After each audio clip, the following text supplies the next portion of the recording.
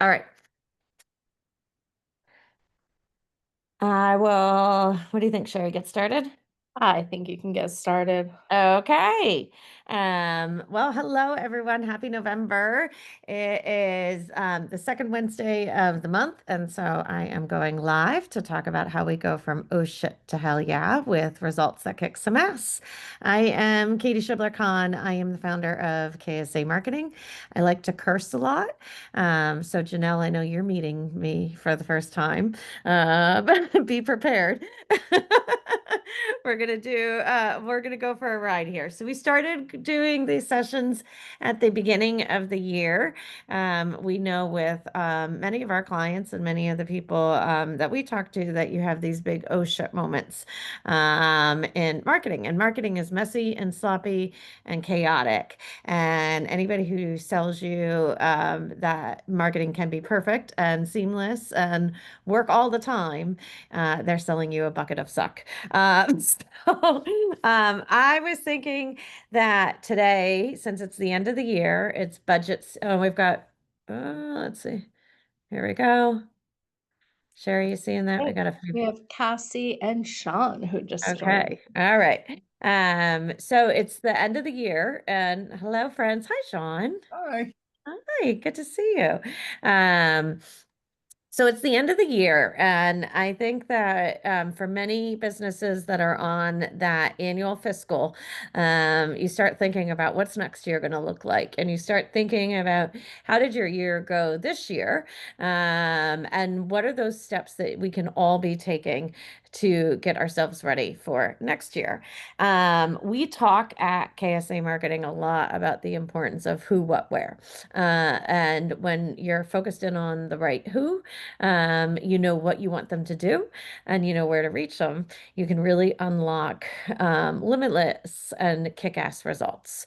So when we're thinking about that end of year timing, I am thinking about what are those hell yeah stories from the past year, and how do we make that next year look better and different than this year? So Sean, since you have chosen to turn your camera on, yeah, I'm going to pick on you for a moment. Uh,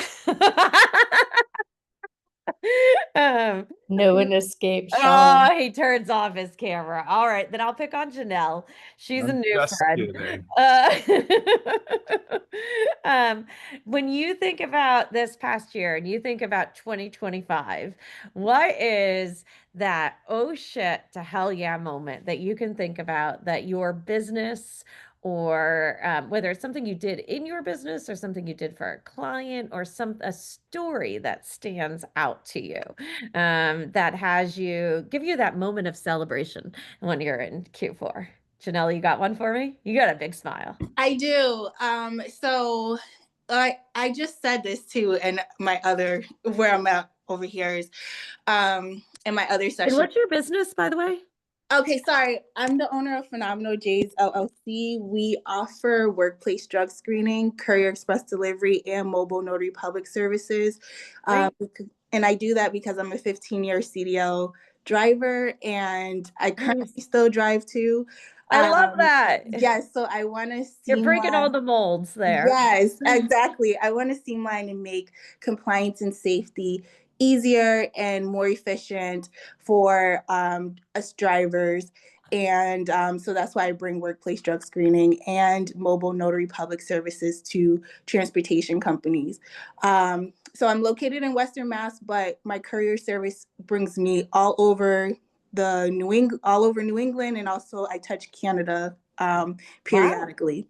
So I'm I'm always on the tired. go. So I'm tired luckily I'm for sitting you. still, right? Thank you. So my oh sugar honey iced tea moment was at the beginning of this year. Well, I've been in business for 2 years, so I bought a business. So what I did was I was running for other companies. So I was getting contracts and I was doing close to 7,000 miles a month Oh my for God. 5 different companies. And I never really took the time to sit down and build my business. Uh-huh. So what happened was I'm going to say around June, one of my vehicles went down. And I was like, oh my gosh, how am I going to make money to feed my family, pay my bills? Student loans are coming. Like, what am I going to do? And I was really panicking. And I'm like, I'm going to have to go back to work. And oh my gosh, this is not the life that I wanted. I built a business not only for legacy, but to pay my bills that I need to pay. Yeah. So then July came and I started getting accepted into programs like WeBank, which is linked to CWE. And then I started joining a lot of the networking events and the classes, and I'm certified all across the board, every credential you could think of. And I started using those classes and applying it. So I'm coming out of the tunnel. So I'm like, yes, like now I can see that I need to start hiring. I need to start building out my network and my procedures so that I can sit back and just run everything like the true CEO that I am. So that is the I O just to got help. head to body chills thinking about that at that moment. Like thinking Yes. about that's your business, Mhm. that's your core source of revenue, your truck, and now it's gone. And Yeah. that is a fundamental oh shit moment. And I would say as a founder and as a fellow female founder who's million certifications, and Sean and I actually did the Goldman Sachs 10,000 small business program together. Hope Um, to be doing that one day soon. which was another great free program. When we have those oh shit moments, that is the opportunity to really learn and reflect and take a step back and figure out, okay, what can this look differently? How do we get from where we are today to that hell yeah moment? So what is that hell yeah moment going to look like for you in 2026? I'm going to say elevation. I'm going to use that word elevation. So I look to elevate with ascending higher with adding employees, also building out more branding and marketing. So I'm out there more because I know that people buy you and which in your branding instead of like what your services are, even though they do need the services. And yeah, those two. I definitely want elevation on those two areas.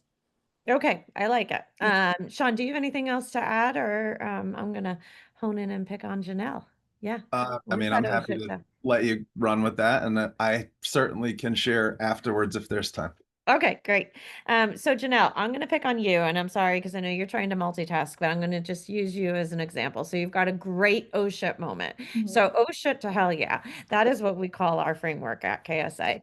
I'm going to go ahead and I'm just going to give you the visual that I give everyone because I just think I'm a marketer. I can't not have some sort of visual. Can you see that? Yep. Yes, Okay. I can. So this is what we call our oh shit to hell yeah model. You have who, what, where. Marketing is that simple. Who are we talking to? What do we want them to do? Where are we going to reach them? And the journey of how you tell a great story has everything to do with a problem and a solution. So we talk about the oh shit moment as that crisis moment in a narrative.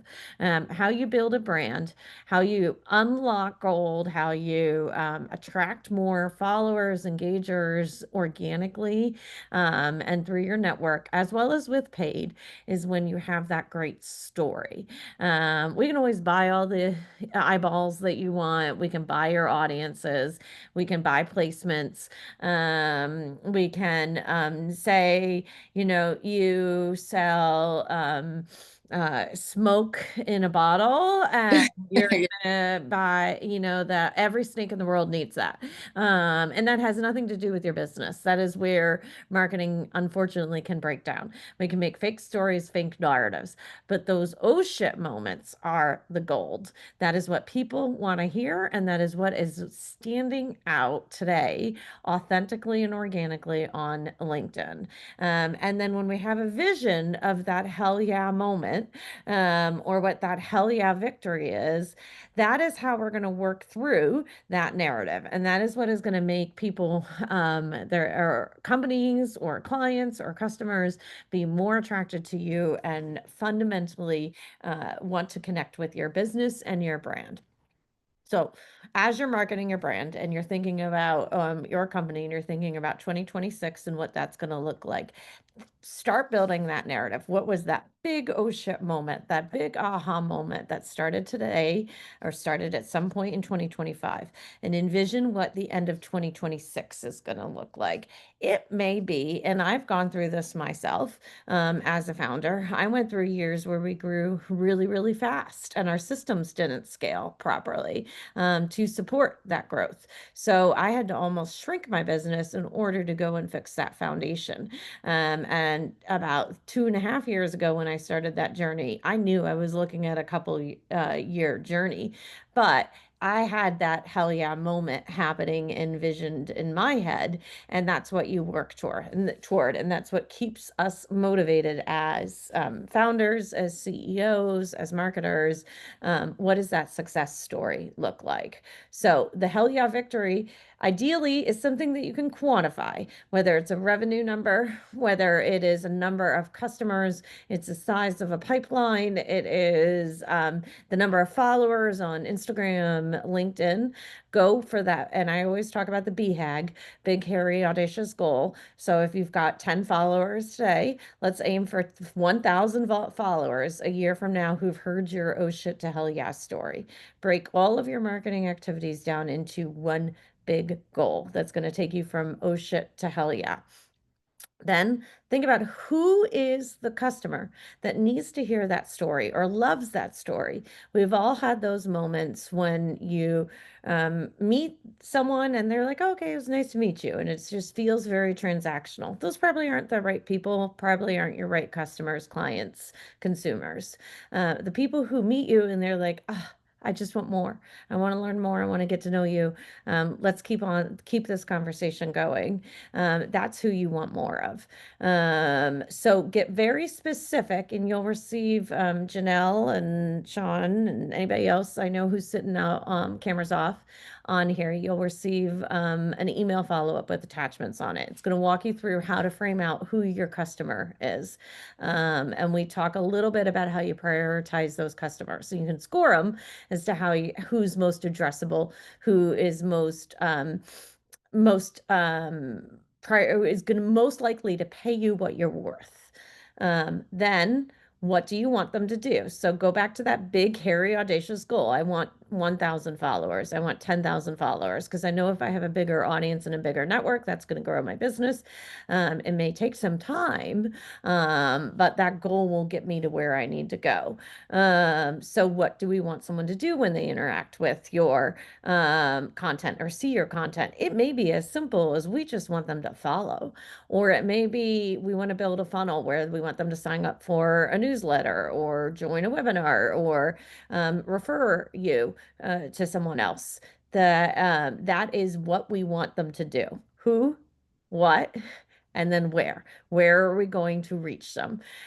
Just pick one channel, dominate that one channel. When you're confident you've got that right, then pick the second channel and build the system so that they're constantly supporting the same who, the right what, and where you're going to reach them. When you do all that and you get that flowing, that's when we get to the results. So who is your audience clarity? What do we want them to do?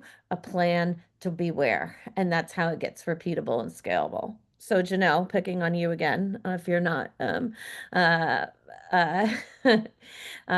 you're not, oh, look, we've got a furry friend here. If you're not busy somewhere else, if we could think about, you want to elevate, I heard hiring employees.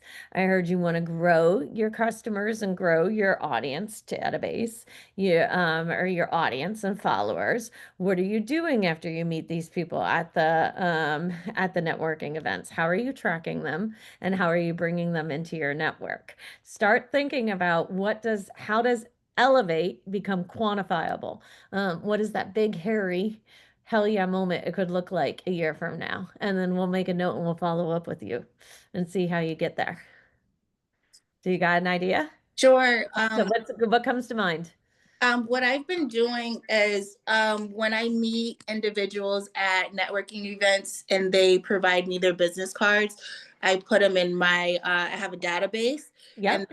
I follow up no more than a week, and I just reintroduce myself. That's how me and Sherry are connected again today, is I reintroduce myself and tell them who I am, and then ask, can we meet for a conversation, maybe 15-30 minutes, and then either they will say they have time, they don't have time, or like today I'm here because Sherry has invited me. So that's what I'm doing right now. And then after we have a conversation, I'll follow up with the email saying it was nice to meet you, and just hoping to keep the lines of communication open so that they know that I'm available and ready to produce some kind of revenue with he or she, and hoping the same back and reciprocation. Plus also could be a friendship there as well.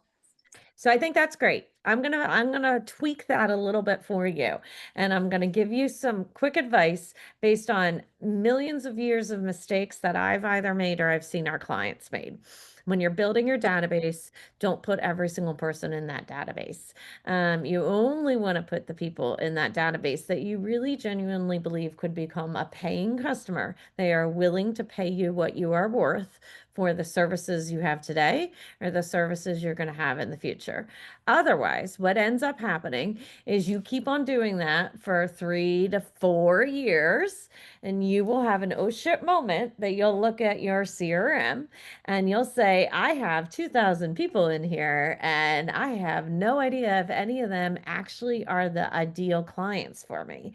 And you can fall into the trap of, oh, you have money? Sure, you're going to hire me, which is great in the short-term transactional level, but is not great in terms of a long-term hell yeah victory. So my suggestion is, Janelle, if you are on LinkedIn, you want to add them on LinkedIn. Maybe have a separate spreadsheet. Keep it out of your CRM. That tracks all those contact informations. Great. You're doing what you're doing. You're following up on an email. You're sending a note. You're staying connected with them. But then identify when you get the worksheet, go through the who.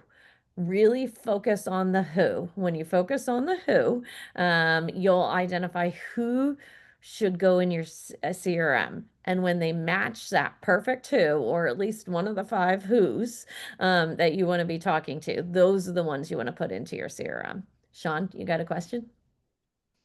Question, comment, I Okay. guess. From a CRM perspective, I would challenge some of that. Okay. But Because you're the ultimately, sales guy. You're a I sales am a guy. sales guy. But I think what you're saying is 100% true. I would just do it with segmentation within my CRM because I don't ever want to lose that contact. So Yeah. in typical, I would record everybody in my CRM and any interaction I have with them, because that's the point in my world, is like when I come back to you, have we met before? Is there some connection, some way to warm it up? I like having that. But I think the segmentation from, we met at a networking event to this is a potential client or lead for sure, I would say I would agree 100% with that. I think And I you wanted can. to ask about the segmentation, I think segmentation is good. I think it's sophisticated. It's a sophisticated step in many CRMs. And the reality is most small business owners, it is magic if they can remember to send out content on a quarterly basis and do that regularly.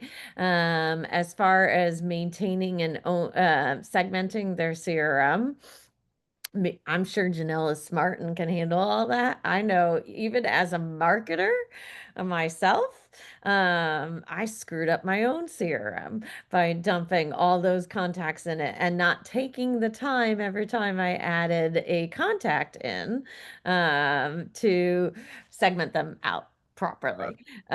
So I have found for myself and for some clients that it's better to actually put that energy into growing your LinkedIn audience, because that's your organic audience, and that's going to get you the power of the network that might introduce you into other people. And then keep the CRM. Personally, we keep ours very tight on which personas do they match? Are they the right personas? We have, for example, our monthly Q&A. Anyone who we think is an interesting person who would be a good person to have part of that, we keep them in that list. But So it is a good way to think. can I ask a question? Mhm. So as you grow your business, Mhm. right? And it depends. I would 100% agree. If you're not reaching out on a regular basis to everybody in your CRM, you shouldn't have them in there, Yeah. right? So if you're gonna touch them in some fashion, Mhm. they can be in there. But as you grow a sales team or business development, do you, I guess in my world, I would want to know that Katie's already met this person, and that's where I think you add that second or third or fourth or fifth person into a CRM as a Mhm. user, that it becomes more challenging. And a lot of small businesses don't have that problem because it's Yeah, one or they two just people don't. that are accessing the CRM, right? And even I mean, medium-sized businesses. I think it's really only when you get to those, and you and I could probably debate this forever. But when you get to an enterprise level, those are when you really need those complicated CRMs, and those very specific notes are in there about who met who. Yep. But I also am sure you have experienced the very obvious outreach when a sales team changes over and someone's going through the CRM. There's a payroll company out there that drives me bonkers because I will never become a customer of theirs again. And every 6 months without fail, the new salesperson scrubs through that CRM. Yep. They have to hit a number, and they make X number of phone calls to old clients, and I have the same, and it just, every conversation makes me angrier because it just brings up the reason why in my head I left that payroll company and will never ever go back. So my challenge on all of that is, if we're talking about branding and marketing, I only want people who really care in the CRM. And I would rather scrub out poor leads, old leads, clients, and past customers who hate me, even if it is all that data, and just do a dump and have it live in a separate spreadsheet where there's historicals, but it's not in that CRM where I might be doing some outreach. So, but there's Thanks. a lot of different ways to approach it, and lots of experts that are going to argue it this way. I think of it very much, what's going to give me the kick-ass results? Focus and a narrow mindset on who I'm talking to, what I want them to do, and where I can reach them is going to deliver the most scalable and repeatable results. So that's where, to me, you're going to see more of an oh shit to hell yeah result. Yeah, It's just raw that makes numbers. They're total just raw sense. numbers. Yeah. Could do more brand damage than not having them in there. Because I'm a perfect case of, like, I'm so annoyed by that payroll company. I, I'm pretty sure I know exactly who you mean. Like, we could just give them a whole audit on, please stop doing this, because, like, I might stop hating on you in public. Janelle, how does that sit with you? Does that make sense? She may be good. I know she's doing something else too. But anyways, any other questions, Sean? I try to keep this really tight. But I just wanted to say, it is that end of the year. We are sitting there looking at the back of the end of the year and thinking about what those oh shit to hell yeah moments are, and set those big hairy goals. Yeah. Sean, did you have Katie, I Yeah. just want to call on. I don't know if Cassie has anything. She joined us and she's being Okay. very quiet. Yeah. Nothing like putting you on the spot, Cassie. No. Thanks, Sherry. No, No, I mean, I think this is really helpful. I think that I mean, I definitely hear you in terms of overwhelming people with information. There's no better way to turn me off than to send me a million things, even if it's something that I care about and believe in. I work for Junior Achievement. We're a nonprofit, so we're reaching out to folks constantly, asking for volunteers, asking for funding. So we have to be really careful about, how often and what we're really asking people for. But I also agree on the comment about having that CRM and having that contact information because it is really frustrating. We're like, who was that person at that place that I met at that thing? And so it's certainly helpful to have that. I think Um, the key is systems and rules. yeah. Being very intentional on what you are. I know Sherry and I have been living and breathing through the CRM cleanup of 14 years of data. And so we found way more value in dumping our CRM and rebuilding it from the ground up to make sure that it was only the right people in the audience in there and not because then we're not getting the spam requests. Like that's the other thing. If you're only using your CRM for sales information, that's one thing. But if you're using it for marketing, you run a higher risk of unsubscribes and spam flags every time you send out an email. If you've got a lot of people that are there from just that one instance, you met them at an event. Yeah. That's why personally, I find the better solution is add people on LinkedIn, even if it's inviting them to follow the Junior Achievement of Rhode Island Yeah. page. Get them in your orbit that way and get them engaged. Make sure that they're engaged and committed when they're in your Yeah. CRM. Yeah, my question is more in term like I guess I have a question, but Great. it's actually more in terms of kind of when do you kind of let somebody go? Just as a little bit of context, we have a big career fair. It's an eighth grade career fair. We bring 5,000 eighth graders. We've been doing it for 7 years. We have a lot of folks who participated pre-COVID that we're Mm. reaching out to, and we're struggling kind of with, do we let those pre-COVID people go? They haven't participated in 6 years, but they haven't said that they're not going to participate. So at what point So do you what's your say, when you send, and I assume you're sending an email like, oh, we're doing JA Inspire next month, book "Yep, your booth and stuff. Are you seeing what's your open rate? And do you know what your open rate is? And if you're seeing a high unsubscribe? our unsubscribe is not very high. Our open rate is usually, it depends.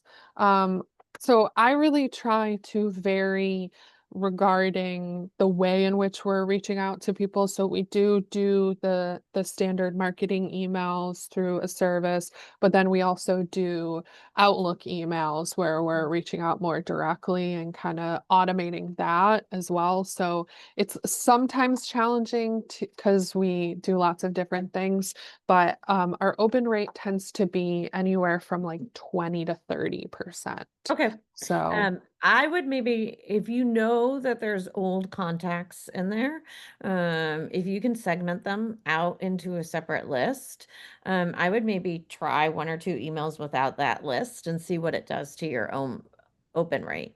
That okay. might actually be the difference between 20 to 30% on an open rate to like getting a 60% open rate. And a Hmm. 60% open rate would be a much more valuable community and Yeah. pool than a 20 to 30%. And 20 to 30% open is great. Don't get me wrong. But I would bet you might actually see your open rate go higher. And I'm always of the mindset that, I can give you an off the cuff recommendation. However, data's your best answer there. I would segment them out and just do an A/B test of an email. See what it does. if you remove them from like a newsletter. Because the reality is if they're not engaging, there's not much value there other than maybe dumping the list and having someone Yeah. one-to-one outreach a quarter and see if you can re-engage them in a different way. Okay, yeah, that makes sense. We do have a marketing email going out next week, so I can probably separate that from like pre-COVID to Yeah. post-COVID, Yeah, if you like our new BC. if you could pull your pre-COVID list and send the same email out, but do an A/B test, Right. and just have those old contacts, see what it does to your overall open rates. That'll give you the answer right there. Okay. All right. Is that Thank you. helpful? Yeah, it is. Good. All right. Well, I can stay on if you guys have any other questions. Otherwise, we're at 30 minutes and we try to keep this as a very quick oh shit to hell yeah Q&A.